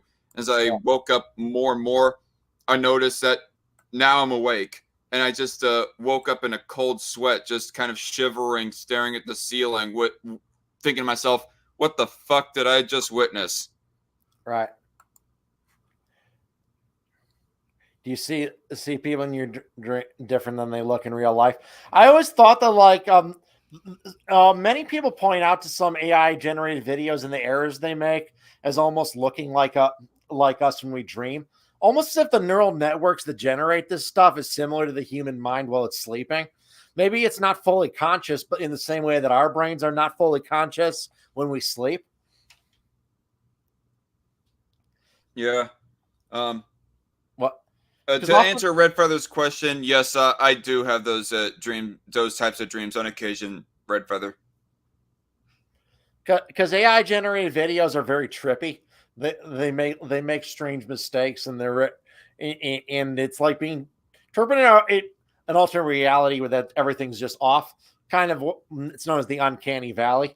Often, if something's too realistic but not quite, it can be really unpleasant to look at because it enters kind of an area of uncanny valley. Like I think it's possible that getting from 0 to 95% of the way towards photorealism is actually easier than getting the last 5%, overcoming the uncanny valley.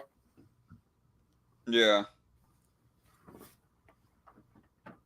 Yep, and thus is part of the reason why I'm not too fond of the Zemeckis Christmas Carol. Yeah, exactly. Uncanny valley. That's why people, like I said, the animation there looked kind of creepy. And AI generated videos have even more of that quality. Yeah. Because they are made literally by a machine that doesn't understand what looks creepy and what doesn't. It just approximates things as close to reality as it can. Just approximates things as close to its training data and all the videos it's watched as it can. But it being too close to these live action videos, but not actually looking like them, just kind of makes them look really creepy.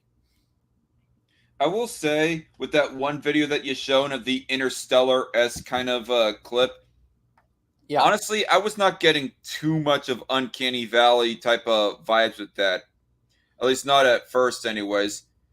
Even with the like puppies that were in the snow kind of picture, I wasn't getting so much uncanny. I mean, it's like if that they were just so realistic to where that it surpassed uncanniness. No, it doesn't. If you watch the clip, they move weird and they blend into each other. What, the clip, the Interstellar clip? With the puppies, yeah. And the Interstellar one, yeah, you can see all kinds of like the guy's face just looks weirdly lifeless.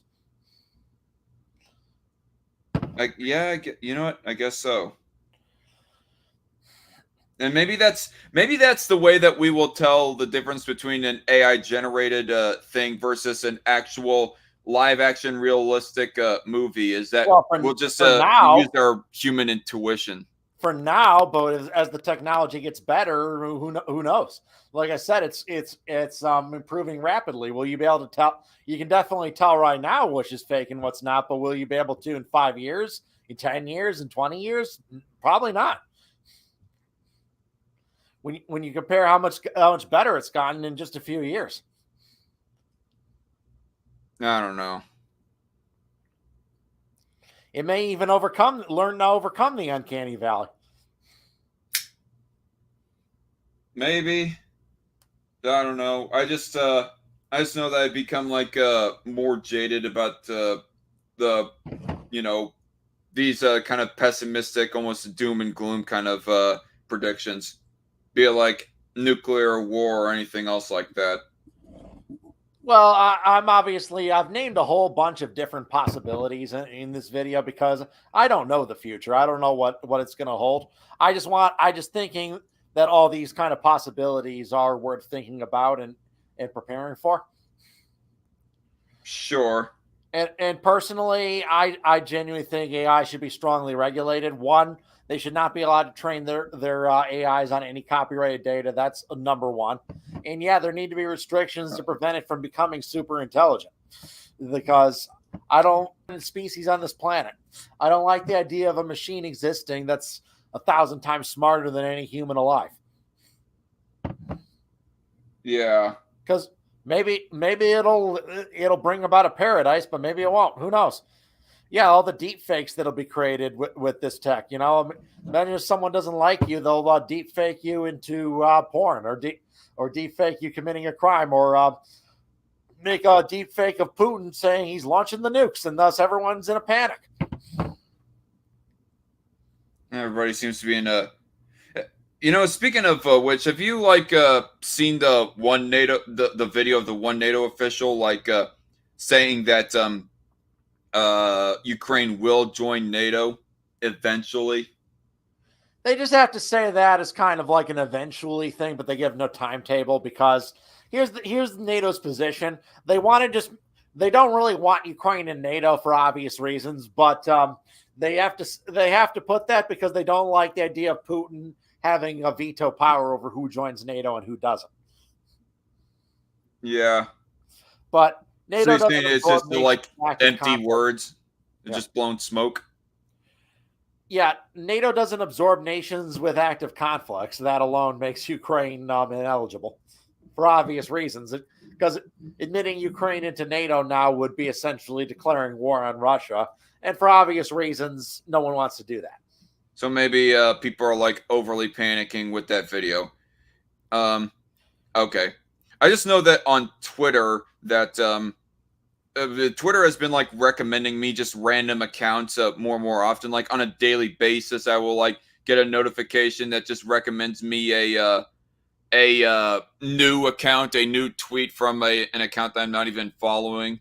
That seems to be a fairly recent feature. I don't remember that being a thing pre-2023. Red Feather brings up another important issue. This technology essentially could make video evidence useless, and that's a very bad thing. Because the one positive thing about being under constant surveillance and having cameras everywhere is the fact that it can protect you if you're innocent. A great example is the Kyle Rittenhouse trial. Let's imagine that everything in that case happened the same as it did, but let's say there were no videos of what happened. What do you think Kyle Rittenhouse would have been found not guilty? Well, with the way that Gage Grosskreutz testified on the stand, maybe. But he only testified that way because he knew he was on video. Even he wasn't that stupid. But if he had not been recorded, if there were no video recordings of what happened, he probably would have just lied, and it would have been his. And probably many in the mob would have backed him up, and Kyle would have been convicted. So, but here you can now. So video evidence is important. And now video evidence can no longer be useful in a world where anyone can make a photorealistic video with a few text prompts. Well, with the way that the one fat lawyer reacted after he had answered that basically shot his own case in the foot, gross crotch, I mean, it almost gave off the implication like if there was some other alternative strategy that the anti-Rittenhouse team was supposed to go for. Nah, Just the real video truth evidence of or that no matter. video evidence, and Gross Crotch was just that big of a dumbass. Well, actually, the prosecution didn't even want him testifying. He insisted upon it because he was that stupid that he actually thought it would make him look good. So, yeah, it almost makes me think that maybe even if video wasn't, I mean, the fact that there is video out there like helps strengthen our case when we're arguing against internet leftists and idiots who want to say, "Oh, Kyle's a murderer. Kyle murdered these people in cold blood." Blah blah blah. But then, as far as the court trial goes itself, I don't know if video evidence or no video evidence would have been like that significant. No, I 100% think that he would have been convicted if there had been no videos. I 100% think that the mob would have just said, "Oh, he started firing on us for no reason," and it would have just been his word against theirs.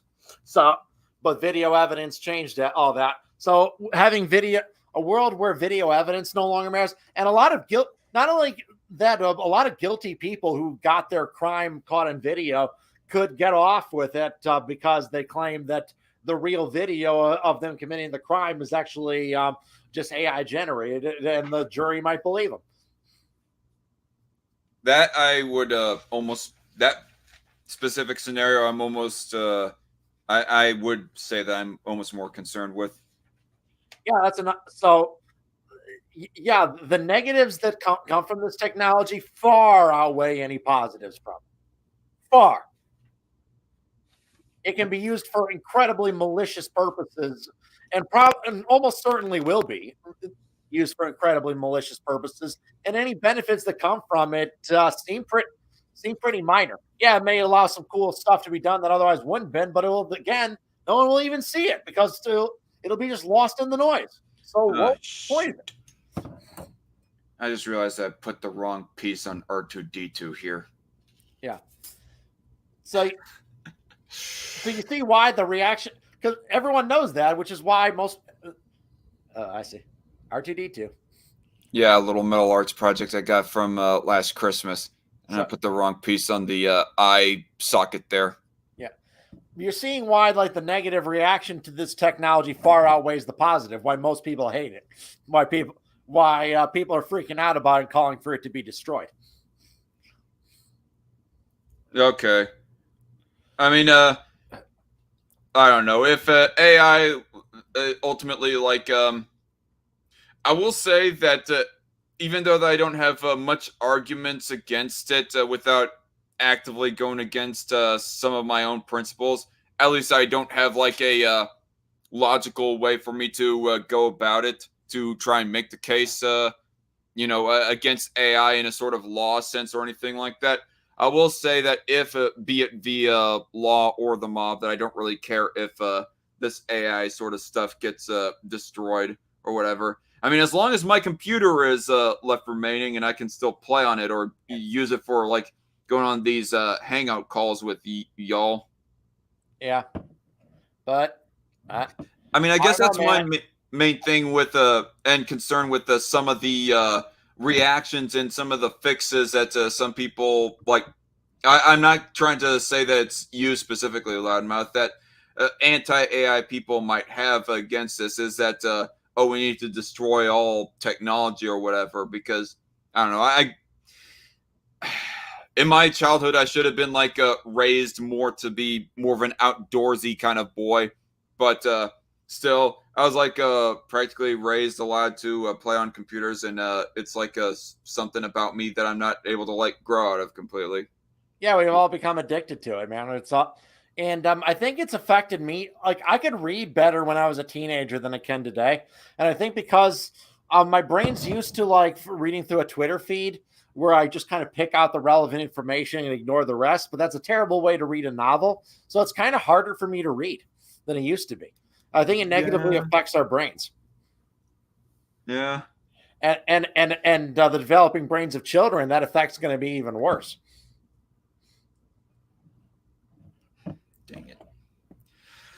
Yeah, I completely understand that. Although, to my credit, I have never been a strong reader. like I guess in the past, in my earliest childhood, I was. I mean, it was either like child novels that I could read, like if I was watching a movie or something like that. And even now, if I like have a compelling enough book, I can like read it and envision it like if I was watching a movie, like David Goggins' "Can't Hurt Me" book, or at least the first 2 chapters of his book, anyways, was the most compelling part of that book, anyways. Either I would look, it would be so simplified to where I can like read it to where that I was watching a movie, or I would read it, but I would not actually process the words in my mind. So it was like I was reading Spanish, like I was reading and like projecting what I was reading as sounds in my head, like "se habla español" or something like that. I was like reading it and envisioning the sounds in my head, but I wasn't actually understanding what was being said, if you get what I mean. Right. The first adult novel I ever read was actually Michael Crichton's Jurassic Park. I read the book when I was like 15. The very first adult novel that I ever at least tried to read was Lone Survivor. But it was just multiple points throughout most of the book, actually. It just did not read like a movie to me in my childlike brain in the past. And so therefore, I would not actually process what was being said. My mind, while my eyes are reading the words, my mind is drifting off into completely other places. And so eventually I would like listen to the audiobook, and that's how I know that the movie with Mark Wahlberg is not near as good as the book is. But eventually people will think for them. The people have machines think for them in the future. Like I said, with Neuralink, where the guy gets the answer to that math question just projected into his brain. Maybe that's just how people will learn in the future. No one will need to really like study or through repetition. It'll just be injected into them, anything they need to know. But that means no one will be able to even really think without technology. I will admit that the fact that audiobooks are becoming more of a thing, that is a little bit of a degeneration of the human resilience. But at the same time, it also makes it easier for people to like ingest more information than before. Oh yeah, I love audiobooks. I'm able to read a lot of novels while driving, which obviously I can't do with a regular novel. Oh yeah. I mean, just in general, you don't have to actually like sit down and actually look at words. You can do it while you're working, while you're driving, or anything. Yeah, and obviously, and I drive a lot, so that works for me. While you're playing computer games as well, like you can do something that you actually love to do, like playing games. I mean, if you're not much of a reader like I am, whilst also ingesting the information without actually having to read it. So a little bit of multitasking there, where the gaming does not require that much thinking capacity, especially if it's just a mindless shooter or something. But at the same time, you are getting smarter by listening to a documentary about, say, Mao's reign over China or something like that. Right. You learn more, but are you really getting smarter? And your ability to learn actually might decrease just because of the way it's inserted into your brain. That is the double-edged sword right there. It's kind of like the internet as well. Like before the internet, we were way too over-reliant on mainstream media like ABC, NBC, and people like that. And it was just whatever narrative that they were putting out that became a mainstream narrative. And there was no real competing narratives, political narratives to be believed in America. But with first it was Fox News, let's be honest. That made things more competitive with the more liberal or leftist side of mainstream media. But then the founding of the internet made it the AM Talk Radio. What? Before Fox News, there was AM Talk Radio to break up. Oh yeah. You're right. I guess that goes to show how much I don't care that much about talk radio, is because I forgot to mention that, and yeah, even forgot that Zach, you're losing yourself. What are you even? You listen to a lot of talk radio, but now it's just podcasts from like Ranting Monkey and Such an Atom and people like that. But anyway, yeah. With the advent of internet, speaking of which, with the advent of internet, it makes it so that people like Ranting Monkey and other people like him and people all around can make their political narratives more accessible to people, as opposed to having to hear from word of mouth or given out via pamphlets or going to town hall to try and talk to people about why this politician is wrong or whatever. But on the downside of internet, it's made it more accessible for pedo supporters to spread their "we must lower the age of consent" kind of retarded beliefs. Right. Yeah. Yeah. When you have a whole bunch of other noise out there and anyone can speak, that's the consequence. I mean, I guess life is a game of trade-offs. Like, right. Internet, we can solidly say of what the trade-off is, but of what the good side and the bad side is of that. With the AI, though, what would be we've obviously mentioned a whole lot of bad sides of AI, like AI art and AI movies and so forth. Is there a good side? For the sake of conversation, I gotta ask, is there a good side to this? I don't know, because I don't know once it becomes sentient, I don't know how it will react to it.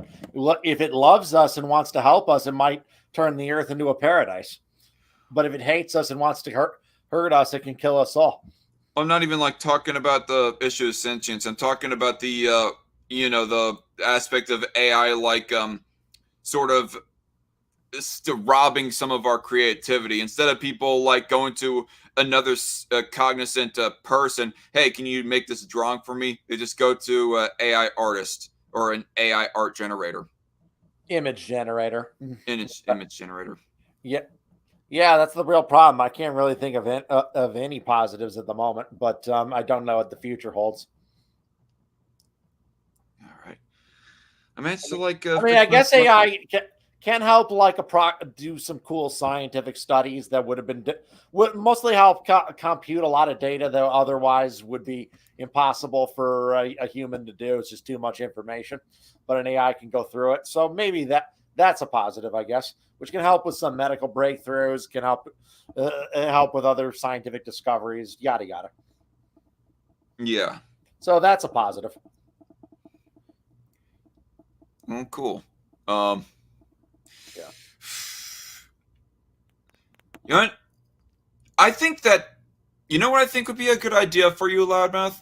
What? Is if you could try and get in contact with somebody who is like no offense. I mean, can we both agree that you're not technically an AI expert? No, I'm not an AI expert. I probably know more about the lay person. I have some experience coding, but I've never been that good at it. Yeah, so I was thinking like maybe a good idea for you is if you could like get in contact with an actual AI expert and interview them. Mm. Maybe ask them questions of what is the likability of AI technology actually gaining like a sentience. Well, I genuinely have a total resentment towards AI developers. I've posted this many times. That's cool. The more I learn about how AI works, the more I resent the people building it, because mostly on the copyright issue, the fact that they feel entitled to everyone's artistic output. I'm not even like talking about an AI developer. I'm talking about just somebody who is like an expert. Maybe they don't necessarily develop AI technology themselves. They just study it. And can give like an unbiased I mean, I don't know, diagnosis for you if you were to interview. I mean, I know people who are in the field, but I hear conflicting things from different people, so I don't know who I can trust. Maybe interview multiple people. Maybe. I mean, I don't know how much they want to come on my silly channel made by some loudmouth on the internet with an opinion. Hey, don't give up your hope. Nate, the former voluntarist, for example, somebody who was like at least one of my compadres anyways. I think that you've got vaguely introduced him once a few years ago. But anyway, he was able to like get in contact with multiple different libertarian and anarchist thinkers. Even the son of Milton Friedman himself, David Friedman, is that his name? I can't remember. It might have been David Friedman actually. Yeah, and not to mention my channel's mostly dead. I don't really post on it much because mostly because Google has fucked me over with their algorithms. Well, yeah, I don't know. Maybe who knows? Maybe interviewing an AI expert can like help boost you in the algorithm. I mean, yeah, there is the possibility that they might not be that interested, but who knows? Who knows? And with that, I'm probably going to call this stream to a close. But thank you, everyone, for joining me. Get Destiny and Foz should debate AI on your channel. Get Destiny and I prefer to keep my channel as clean as it can be, and the stain of Vosh on it would be too much. Yeah. Though I am enjoying his current misery as much as anything. Yeah. Hey, actually, do we want to address anything in the chat before we go off air? You're gonna sure address whatever you like. Red Feather says, "I wonder if it would make a mega extremist black." There was a joke actually that the Babylon Bee did that said Google Gemini finally draws a white person after it's asked to draw Clarence Thomas.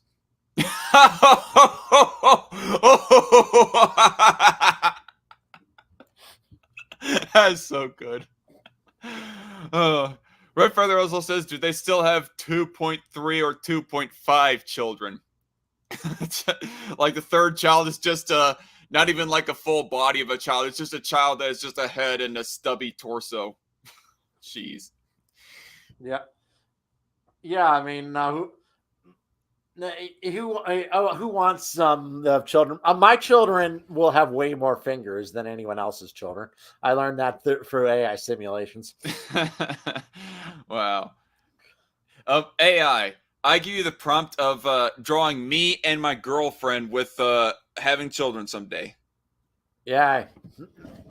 It'll happen via Neuralink. That makes you wonder even more about footage on the news now. Red Feather says, Cat King adorable. I don't know. That cat was kind of ugly and disturbing more than adorable, in my opinion. In the way it disembodied itself, and in the way the prompt completely screwed up the request to have the man bow before the king. Not even obviously you bow before the king. The king doesn't bow before you. That's kind of a thing. It wasn't even like just that. Like the specific design of the cat looked like a fat pig kind of a character, more than anything. Might as well have been the Jabba the Hutt of cats. Right? What is a king and what is a cat, and just kind of combining them together. That's usually how it goes with these things. Like if you ask it out to draw a car made of strawberries, it like goes through its status set, looks at the properties of a strawberry, looks at the properties of a car, and just combines them together. That's all. Yeah. That's how it works. That's how the stable diffusion works.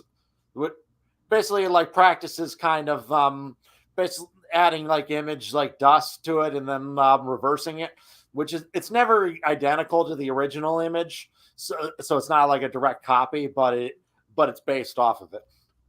Yeah. Maybe it's a cat spliced with the salamander.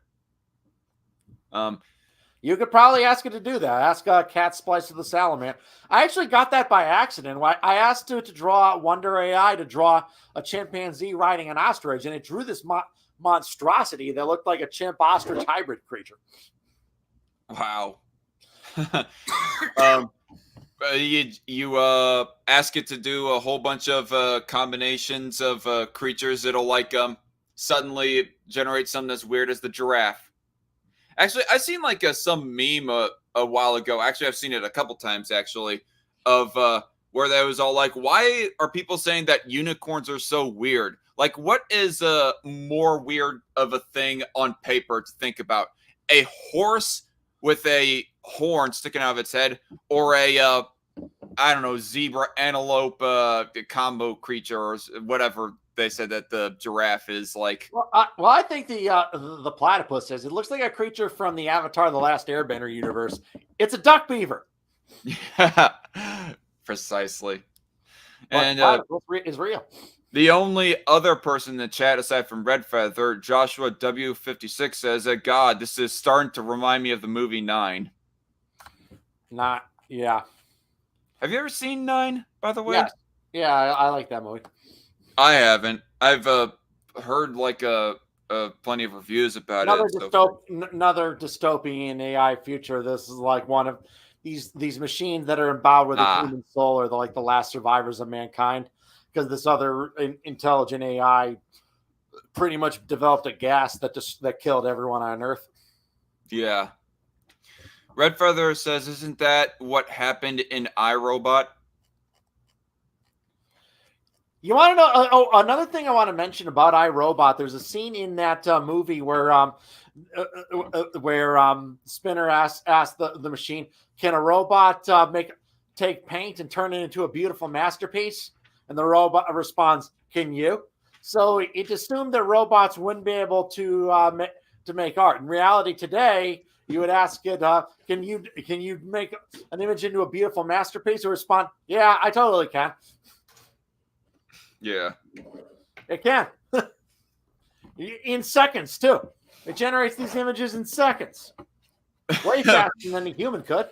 Red Feather asks a funny question. OMG, would an AI robot have gender dysphoria?